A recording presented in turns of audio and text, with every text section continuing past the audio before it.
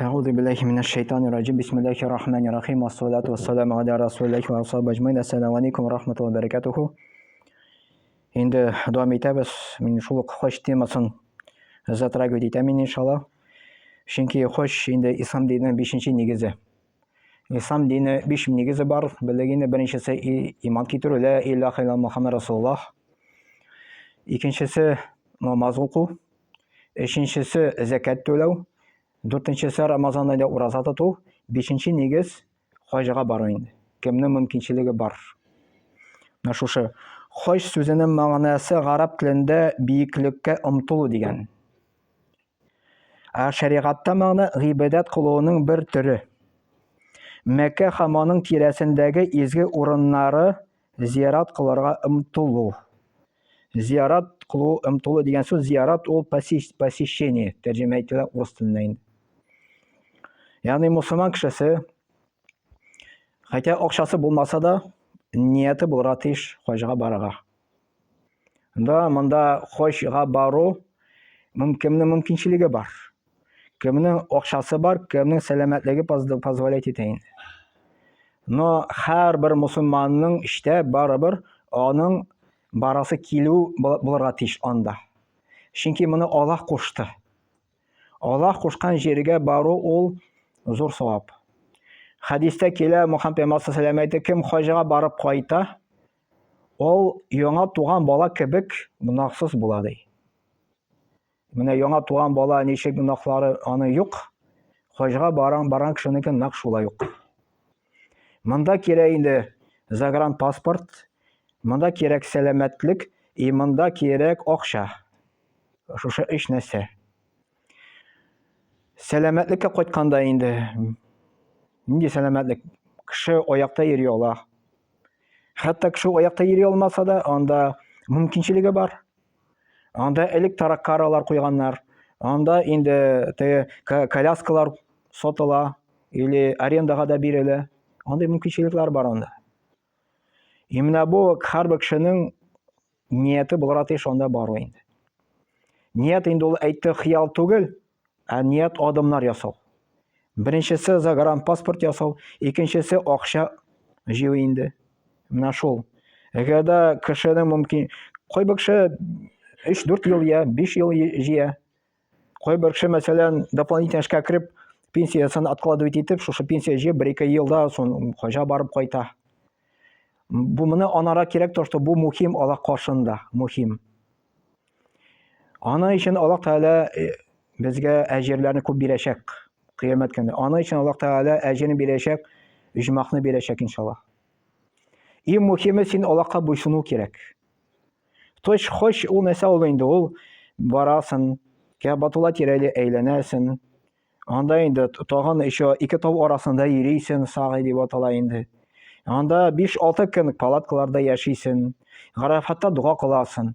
Бұл просто тәгі ялалар деп әйтіп боламы, машундай нәрселер. Но ең мұхимі сенің ниетің, ихласың Аллах ризалығы үшін. Аллах қошты деген сөз енді. Мына Аллах қошты жемаға келерге біз мұнда келдік. Біз Аллахқа жауап бердік. Аллах қошты хожға барыға біз хожға бардық, біз Аллахқа жауап бердік. Мына бұл Аллахқа жауап беру деген сөз енді. Аллах Тағала шушы жауап берулеріні ярата. Аллах Тағала яратса, Аллах сені разы бола. Аллах разы болса, 2 дүнияны да сенің бәхетін бере. Қабірді ғазапламай, қабірді сеңа ләззатын бере. Қиямет күнде ғазапламай, үжмаққа кірті иншаллах. Мына шариғатта мағынасы ғибадат қылуының бір түрі. Мәкке хаманың тирәсіндегі изгі орынларны зиярат қыларға ұмтылу деген. Изгі Аллах йортын Кәбатуллахны зиярат қыларға ұмтылу. Мұнда келейін махсус рәвіште, махсус вақытта, махсус шартлары өтеп. Хожның хүкімі хам шиклері деген. Хож 5 ислам негізінің бірсі. Хож қылу фарыз ғамайлардан сонала. Бар фарыз, бар сүннет, бар нәфил. Фарыз мәжбүри, фарызын өтесен суап, өтемесен гүнах. Бар сүннет, сүннетні өтесен суап, өтемесен гүнах юк, но аны қалдыру нежелательно. Нәфилі, Нәфиле үтәсән савап, үтәмәсән гөнаһ юк, үтәмәсән дә шелтәү юк дигән инде. Менә бу хаҗ хөкеме ул фарыз, ул обязательно. Монда Аллаһ Тәгалә Коръәндә әйтә, моңа дәлил бар. Али Гимран сүрәсе 90 аят.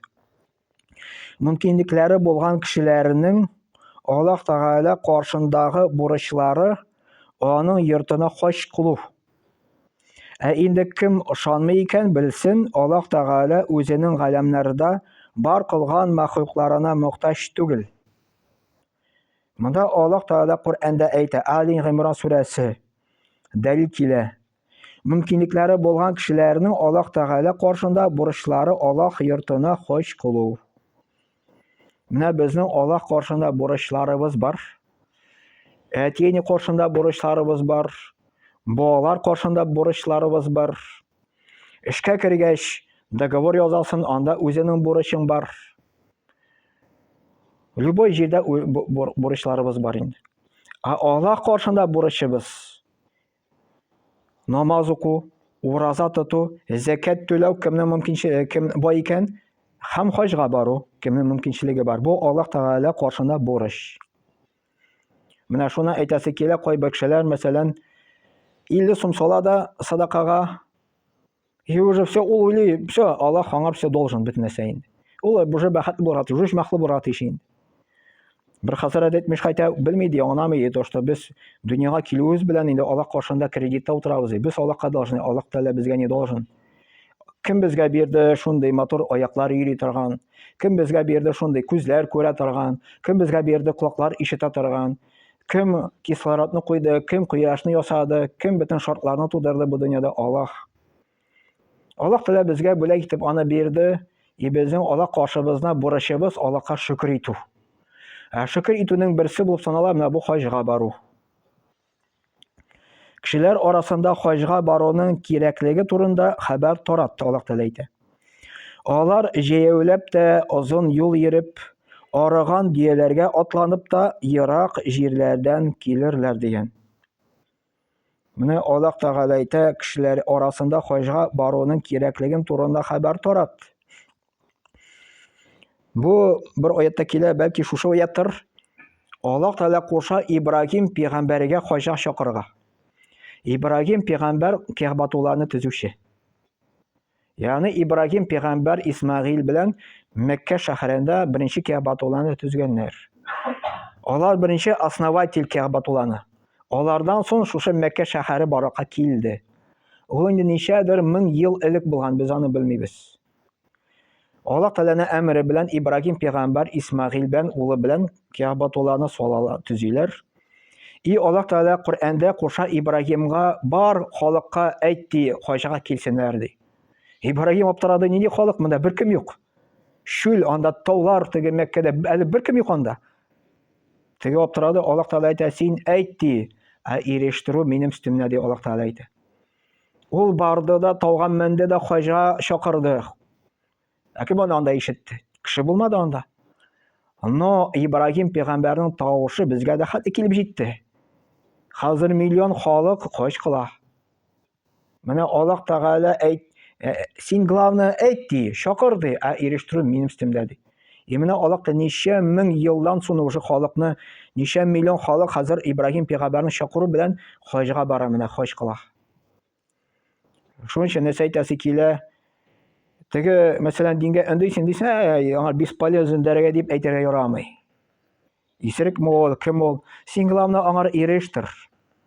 Вакыты килеп чыгар, иншалла, может басар, иншалла Тәгалә. Син үлгәннән соң бәлки намазга басар, иншалла. Без аны белеп бетермибез. Главное безнең өстебездә аңар ирештергә все.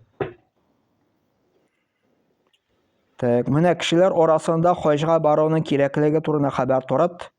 Алар җәяүләп тә озын юл йөреп. Элекке безнең тарихка карасан, безнең элек әби бабайларда диндә булган. Әби бабайлары да диндә булган. Алар хаҗга да кайберләре барганнар. Ул вакытта самолет та булмаган. Ул вакытта атларга атланып та ерак барып булмаган. Алар менә Марджани турында анда кадәр язганнар дип әйткәннәр. Марджани яшәгән 19 гасырда. Ул вакытта уже паровозлар булган. 19-20 гасырның башында даже яшәгән бала ялгышмасам, ул паровозлар белән барып, күпмедер ярты ел эчендә әйләнеп кайткан хаҗны инде. Бүген көндә 25 көн, кайберләре 2 атна әйләнеп кайталар. 5-6 сәгать уже тегендә самолет белән часың, моментально инде. Бүген көндә җиңеләйтелгән анда юл. Әлеге безнең әби бабайлар, җияүләр барганнар, сау булашып киткәннәр, 1 ел эчендә әйләнеп кайтканнар. Кайберләре барып та барып җитмәгән, кайберләре барып киреп кайтып җитмәгән.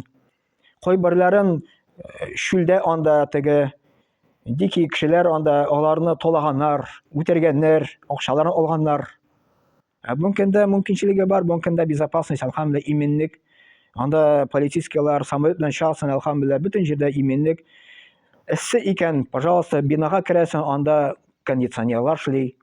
Әлеге заманда кондиционерлар булмаган. Анда ул вакытта су да җитмәгән Мәккәдә. Суга да интеккәннәр. Бүген көндә су проблема түгел.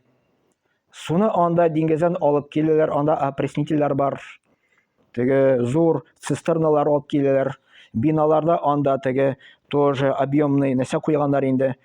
Шунда су кертәләр, и ул бинага тарала инде. Ул су эчә түгел, ул юына торган инде.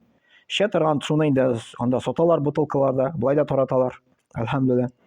Шуның өчен бүген көндә бөтен мөмкинчелеге бар хаҗга барырга. Самое главное теләк булырга тиеш. Теләк кайдан барырга килә? Аллаһтан. Аллаһ Тәгалә кайчан бирә сиңа теләкне? Кайчан син үзең аны телисең. Дуга кылып, төнне намазлар укып, намазда сәҗдә кылып, ул вакытта гына Аллаһ та ача.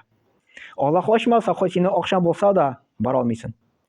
Мәсәлән, кайберләре булды коронавирус алдыннан акча да биреп куйды, сәламәтлеге дә бар, уже билет та бар. Но раз коронавирус булды, все, бөтен нәрсә отменили, бара алмады. Потому что бөтен әйбер Аллаһтан тора. Бөтен әйбер Аллаһтан. Акча юк дисәң, Аллаһ та бирүче иншаллах. Даже акча булмаган кешеләр дә баралар, потому что Аллаһ та раз биреп куя моңар иншаллах. Субханака ва бихамдик, ашһаду ан ла илаха илля анта, астагфирука ва атубу илейк.